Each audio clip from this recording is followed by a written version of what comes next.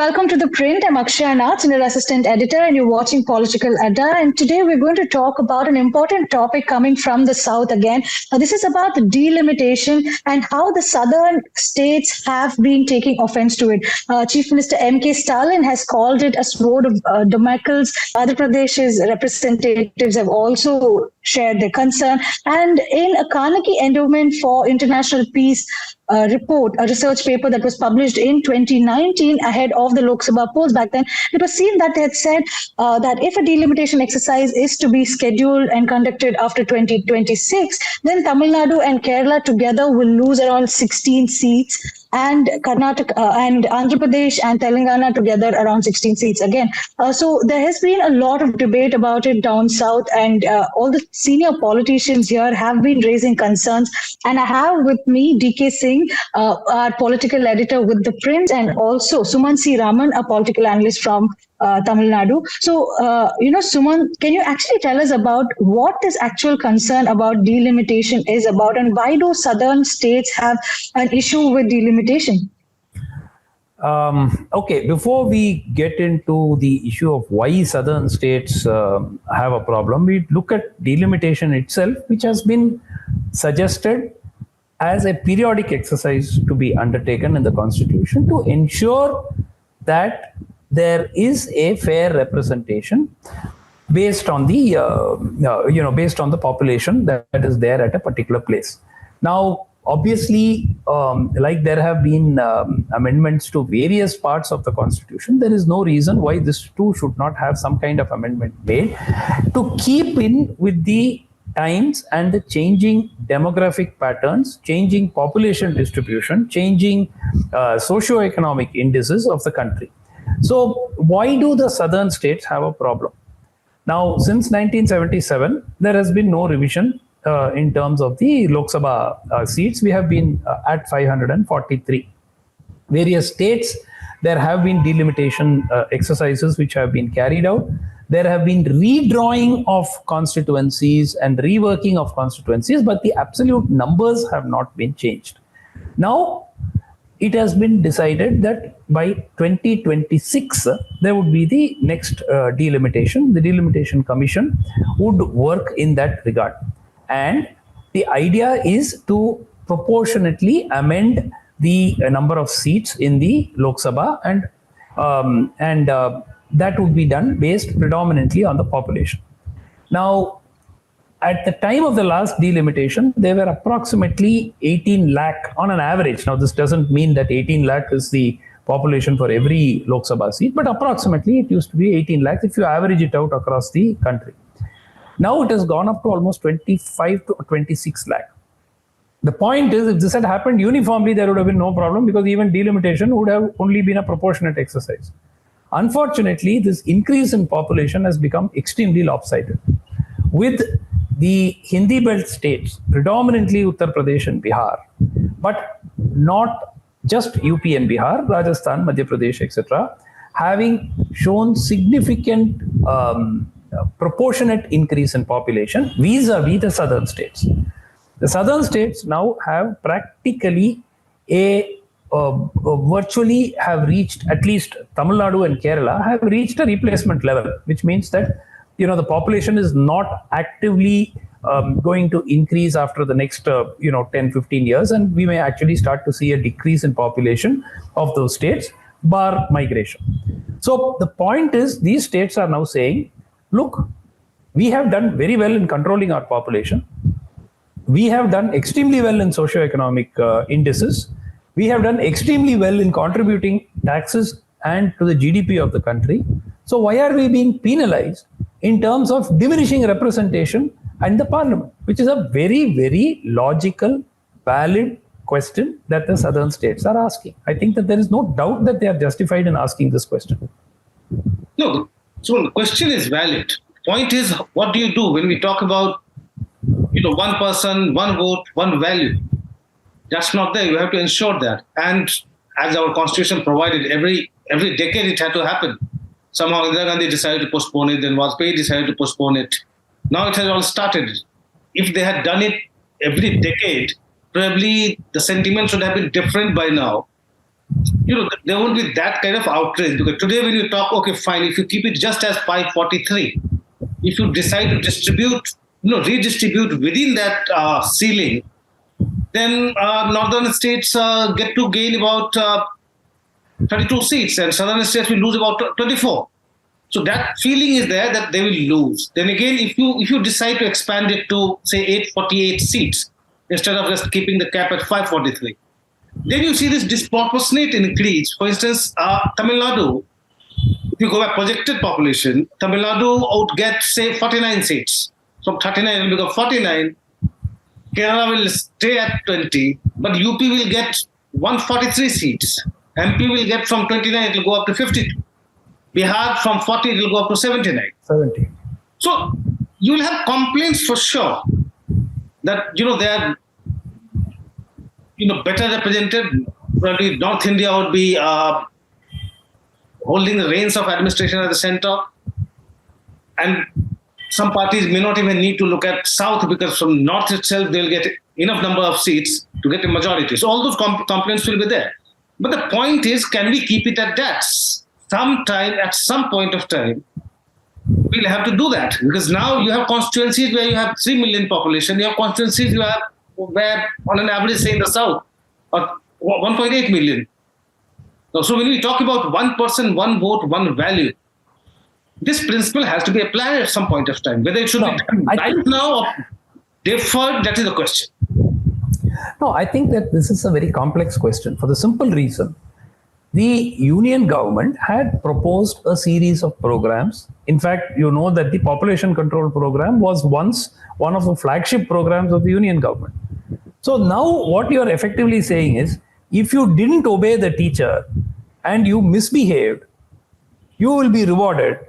And all those who obeyed the teacher, I will now be punished.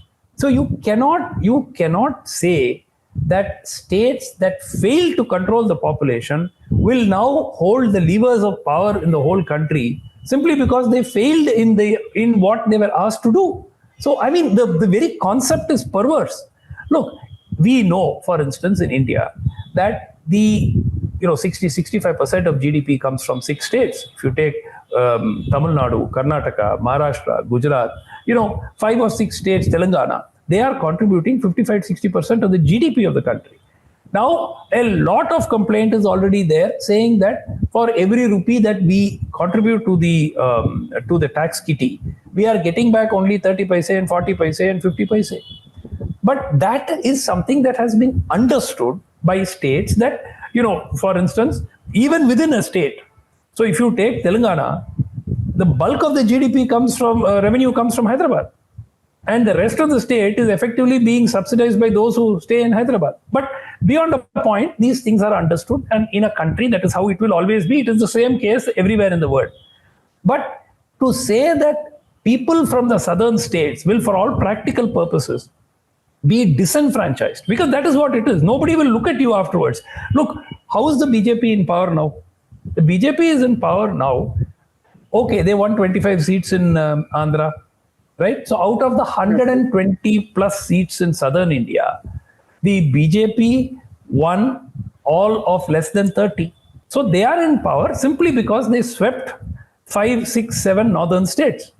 And if you're going to say that we are actually going to enhance the value of the vote in UP and Bihar, tomorrow a party could come and say that just by winning UP and Bihar and maybe Madhya Pradesh, they can be in power at the center. I mean, it doesn't make sense. I mean, see, this country is a union of states. You have different regions, and the aspirations of all these regions have to be taken into account. And you see, this is where the sense of injustice will start to play out. So you cannot say that, this is what was said in the Constitution. Well, you have amended the Constitution hundreds of times. Make one more amendment and say that there will be a weighted method by which this assessment will be done. It will not be exclusively on the basis of population. So, yes, there you're right. And nobody can, in fact, argue with this contention from the South that there should not be any injustice. I mean, they should not be punished for controlling population growth much better than northern states. I mean, that's true. The point here is, I think there are more apprehensions because they think it's BJP's plot. BJP is still considered in the southern North Indian party. And so it's like a North Indian party trying to have power, retain power by excluding southern states. That's the general perception. But even if you look at it today, suppose BJP did not win Karnataka in 2019. BJP did not win a single seat in Karnataka. And BJP drew a blank in South India. BJP would still have 278 seats in the Lok Sabha, even without counting the southern states. That will be a majority. To say that, because BJP is not there and they want to exclude it in future, the fact is, even without counting Karnataka, BJP has a majority in the Lok Sabha today. Talking about No. That does not make it a valid argument to say tomorrow, even without Madhya Pradesh and Rajasthan, they can still have a majority by boosting the tally in UP and Bihar. If you take, there was one report which says that UP and Bihar together could have 220 seats in the new after delimitation. That's 1/3 of the whole country. I mean, if it's going to be 1/3, then no political party will really want to look not just at the south. Tomorrow, parts of the east may be neglected, parts of the west may be neglected. So even today, the BJP is still seen as a North Indian party for a reason. Outside Karnataka, they don't have a significant base in the south in terms of what they have. They don't have a single government in the 5 southern states at the moment. So I think that there is a valid reason for them to be seen as a North Indian party, as it were. And of course, my point is simple. My point is, you cannot increase. There is already a disproportionate edge in favor of the northern states. For instance, UP with 80 seats, right? So there is already this edge, which has been accepted for a variety of reasons, and it has been happening that way for the last 30 years or 40 years, so it's going on. Now, to say that you are going to exacerbate something which is already an aberration and increase the imbalance and disparity, for all practical purposes, reduce the political power of southern states, who are actually contributing much more to the GDP than UP and Bihar, I think is perverse. I don't see even an iota of a chance of any of the southern states, and I mean including Karnataka, accepting it. So, Mr. Sumanth, I want to bring in one of our viewers' question. The first question that Karthik has asked is, what could be the possible solution for delimitation? See, we have got to look at some kind of a complex formula which factors in the contribution of the state to the GDP, which factors in socioeconomical indices, which factors in obviously population, and which also factors in the fertility and growth rates.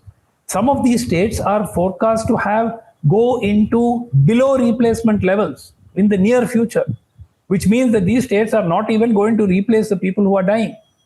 Now, what happens after that? Do you then say, no, we will take away more and more of these are the most developed states. These are the most industrialized states. With the possible exception of Maharashtra and to some extent Gujarat, none of the other really industrialized developed states stands to gain from delimitation. Maharashtra also, it's a slight increase. So the point really is that if you have to come up with a formula, I think they should look at appointing a committee, having all parties debate and discuss this, but that's not the way the BJP government functions. It's like my way or the highway. But this will definitely face resistance. Already in Tamil Nadu, Chief Minister MK Stalin has already written about it. He's spoken extensively about it. And the southern states, I think, by and large, are united on this issue that they will not. KTR has also spoken. Yeah, KTR has also spoken. So I don't see this being accepted that easily. There will be legal challenges. There will be attempts to derail it. There will be attempts to delay it. Recently Jammu and Kashmir delimitation took 2 years. One state or one union territory, as it were, took 2 years. So how long is it going to take? Are you going to be able to start in 26 and complete everything on time? How many years? If the states are not going to cooperate, how will you go ahead with the delimitation? I mean, there are 100 questions which need answers. I don't think the center is really worried. They'll probably think that they can ram this through without debate, without discussion, on one day, or which has been the usual style of the last few years. So I don't think that is going to wash. And it is in some ways very dangerous for the country, because it creates a sense of injustice which people would start to feel. And there's nothing more dangerous for any nation than significant segments of the population who have obeyed your orders of the government, who have done very well by doing so, now being told you will be penalized. I don't see that working on the ground at all. Another question that we have from a viewer is it a political move by the DMK to win the elections, a move to do a damage control for the remark that Udayanidhi made on Sanatana Dharma and that whole episode? I don't think this has got anything to do with Udayanidhi, Sanatana Dharma or something. Tamil Nadu, across political parties, and that includes, I presume, even the Congress and BJP in Tamil Nadu, nobody in Tamil Nadu will have a contrary opinion on this. So this is not a issue on which political parties are divided. This is an issue on which people of Tamil Nadu are also united. Nobody in Tamil Nadu, in his right senses, is going to say, let delimitation happen based on population and let us lose, X number of seats and let other states get a lot of extra seats. See, the DMK has already been subtly stoking the sentiment that injustice is being done. Your tax money is being taken away there. They are not giving adequate due to Tamil Nadu. Center is discriminating against. Already this has been a line which they have been parroting repeatedly. Now, I have been one of those who have strongly felt that is not true. I don't think the center particularly discriminates against Tamil Nadu with any particular intention. I don't see that at all. But this is a sentiment that the DMK has already been stoking. And now, when this is a genuine discrimination, naturally, it's very difficult for anybody from Tamil Nadu to actually support it or agree with it. So I don't see this as a diversion from Sanatana Dharma or Udayanidhi's statement at all. This is clearly something which concerns and deeply worries every citizen of the state, not just the state, southern India. In the last few days or few months also, MK Stalin has been making this remark. In July, we had seen that soon after the new parliament building was inaugurated, he was talking about how 888 seats were there in the new parliament building, which is like a ploy against the state governments or the southern states especially, and the interest of the BJP is being promoted. So he had made remarks like that even in July as well. Yes, in fact, this is one of the issues that, once this new parliament inauguration itself started coming to the fore, the first thing people noticed was it's got a much bigger seating capacity for members of parliament than the old one.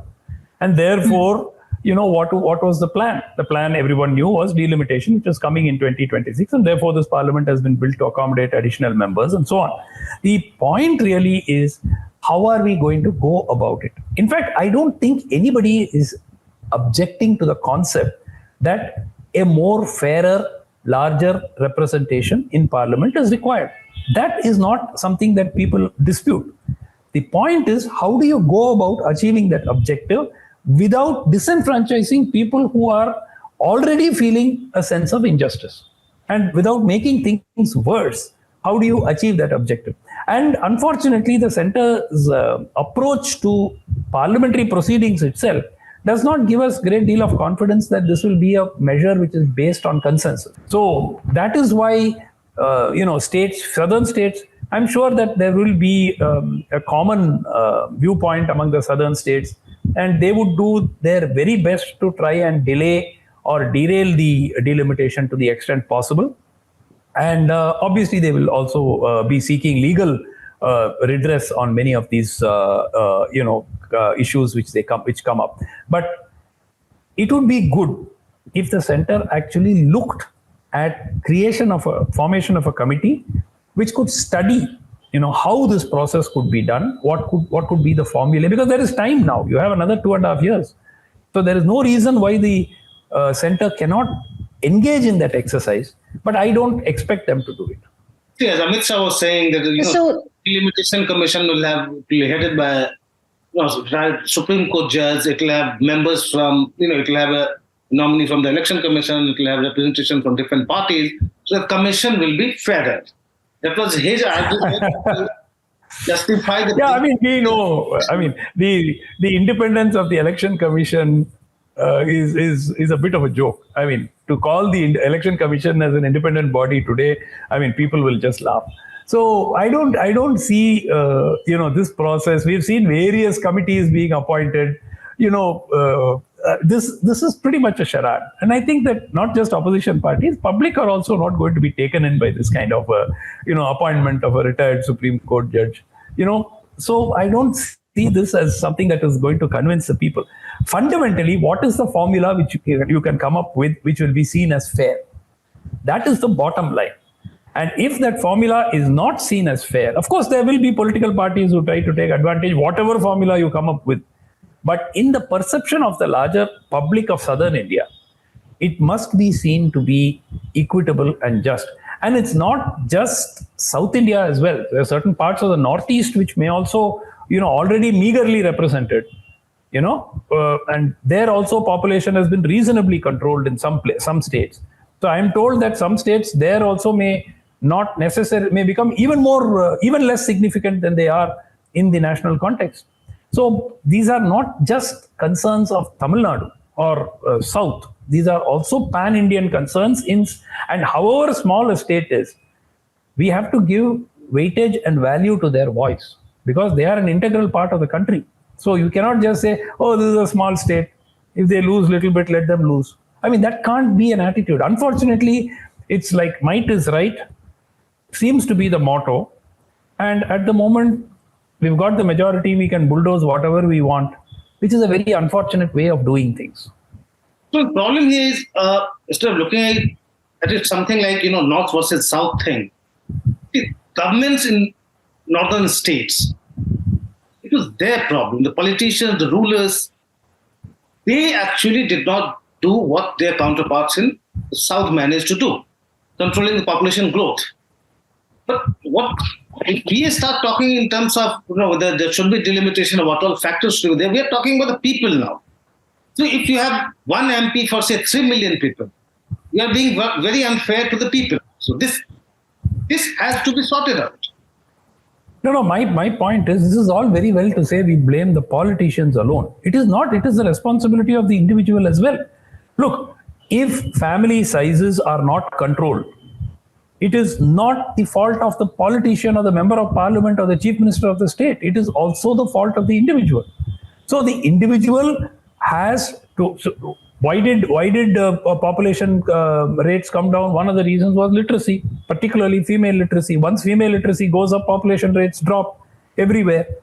So why were opportunities not created? They should have done better in terms of giving opportunities for literacy. Literacy. I mean, that's... Yeah, but over and above that, there is also an individual responsibility. You can't just absolve the individual and say, oh, we can't do anything. I mean, they are helpless people. There has been so much of awareness created through television, through media over the last 30 years. Family planning, which the emergency became a bad word. After that, how much of awareness has been done?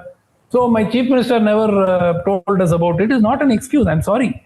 The people are as much responsible for their own, state of affairs as much as the government is. Yes, the government has a lion's share, but you can't just absolve the people. Even today, if there are people having 5 children and 6 children in India, and they still blame the government, I mean, and what is the government doing to discourage that? Nothing. You get all the benefits, whether you have 6 children or whether you have 1 child. You are still eligible for getting all the government benefits. No disincentives have been created. So I think that, yes, you have to blame the government, but individuals will also have to take responsibility. No, I want to bring in one of our viewers' question. Though this is a repeated query that we've been addressing in this debate, just taking his question also. Kailash has asked, do you think the population should be the only criteria for the purpose of delimitation? Absolutely not. And also adding one more question of Mr. Prashant, who has asked, why don't they opt for equal representation for every state? Look, I think this has also been sort of debated earlier. Why not every state have? So again, the southern states have had problems with that in the GST Council. If you recall, in the GST Council, the concept of one state, one vote has been criticized because, for instance, a state which has very little at stake by way of GST will be voting on GST, whereas Maharashtra or Tamil Nadu or Karnataka will also have the same one vote. So that is also, in fact, if you remember, Akshaya, I think PTR Tyagarajan, Panivel Tyagarajan brought this up at one of the meetings. But then again, nothing really happened. The point really is that once you get into this one state, one vote kind of, equal representation for all states. So would you give Uttar Pradesh and Nagaland equal representation? How does it make sense? You just can't do it. It's not fair and it's not practical either. So you cannot have equal representation for all states. You can have equal voting rights for states based on certain criteria. But again, that would not be fair because a very large proportion of the population must have some element of say, which is more than a smaller proportion. So the question is, what is the imbalance? That's all that we are trying to argue about. How lopsided should it be? It is already lopsided. UP with 80 seats and Tamil Nadu has 39 seats. Bihar has 40 seats or whatever. So that lopsided nature is already there. The question is, it will continue. The question is, how lopsided should it become if you take only population? That's the bottom line, is that. So how do we prevent it from being even more lopsided and maintaining it at present levels? Do you think deferring it further is a temporary solution, that you should not do it now, just defer it again after 31, after 41, whichever? I think the only way it can be achieved is if you have a statesman-like leader as the Prime Minister, somebody who's inclusive, somebody who takes everybody along, and who is not seen to have a political agenda behind the process of delimitation. So I think that if there was such a leader, and will there be such a leader, we don't know. We just have to wait for that question to be answered.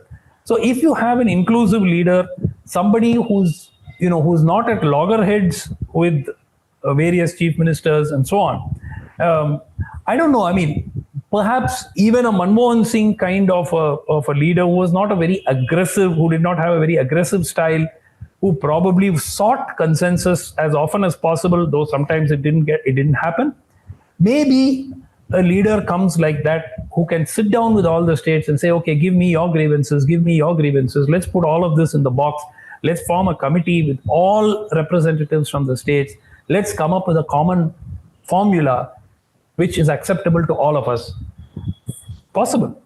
But with the present government, no way. I can't see that happening. I mean, this is their approach is not towards consensus building. It has never been. I'm yet to come across a single issue where consensus has been built on anything in the last 10 years. So the opposition is completely left out of the decision-making process. And when that is happening, and when you have, I think, 14, 15 states being ruled by opposition, governments, it's not a practical possibility at all. That's all that we have right now for you, Mr. Sumanth and DK. Yeah. Thanks a lot for joining us. This seems like delimitation has once again sparked another North-South debate, and we'll have to wait and watch as to how the center is going to tackle this. But this will be a very big issue in the coming days in the country, with the southern states continuing to oppose delimitation. That's all we have for you on this edition of Political Adda on The Print. Thank you for joining us. I'm Akshaya, Nath, Senior Assistant Editor with The Print.